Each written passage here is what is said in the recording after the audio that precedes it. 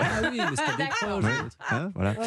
Vincent Hervouette, l'édito revenons au international réel. sur Revenons au réel. Coup Vous dur. revenez, alors vous, ce matin, tranchant. sur l'échange de prisonniers auquel se sont livrés l'Iran et les États-Unis hier. Donc 5 Irano-Américains ont été relâchés par Téhéran contre 5 Iraniens libérés aux États-Unis et 6 milliards de dollars qui avaient été gelés par les États-Unis et qui sont donc rendus à Téhéran. Cet accord, vous nous dites, Vincent, met Joe Biden en difficulté ? Oui, alors Biden fait preuve de mollesse avec les mollahs. C'est ce que disent ses adversaires. Normal, l'Amérique est en campagne. Mais ces libérations signifient sans doute que les Américains et les Iraniens renouent le dialogue en douce. Dans les affaires d'otages, il faut se méfier des conclusions hâtives.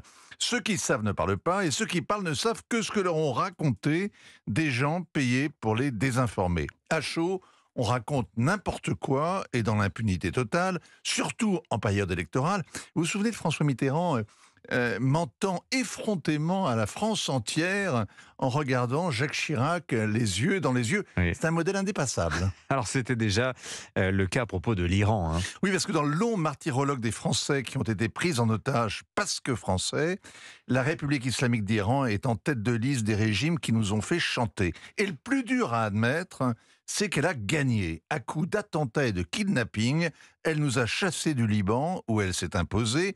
L'Iran n'a jamais renoncé à ce terrorisme d'État, et aujourd'hui encore, il détient ou retient 5 Français qui payent de leur liberté les ambitions de l'Élysée au Moyen-Orient. Avec eux, plus d'une trentaine d'Européens sont tombés aux oubliettes, et de quoi inciter l'Europe, ce petit Satan, à continuer les palabres autour du dossier nucléaire. Tous ces otages aimeraient ce matin être américains. Ils envient les 5 Irano-américains accusés d'espionnage qui sont montés hier dans l'avion de la délivrance envoyé par le Qatar pour les ramener à la maison. L'un d'entre eux, un homme d'affaires arrêté en 2015, il y a 8 ans quand même, a exhorté Joe Biden à lancer une initiative mondiale. Il dit que si le monde libre prend des mesures draconiennes contre ceux qui utilisent la vie humaine comme monnaie d'échange, alors le régime iranien sera forcé de faire des choix différents. C'est de l'idéalisme de sa part, à cet homme d'affaires. Ben sur le fond, il a raison. On a honte quand on se souvient du tapis rouge déroulé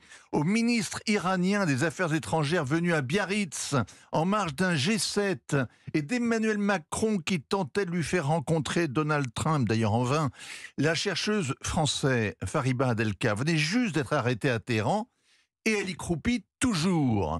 Avec l'Iran, Joe Biden est prêt à tous les salam alek. Sa boussole, c'est de faire le contraire de son prédécesseur. Il rêve de raccommoder la porcelaine de l'accord nucléaire que Donald Trump a piétiné comme un éléphant dans un salon de thé pour diplomates. Pour l'instant, Joe Biden est arrivé à rien du tout. Il prétend donc que sa priorité est le retour dans leur famille de ses compatriotes. Ça paraît généreux.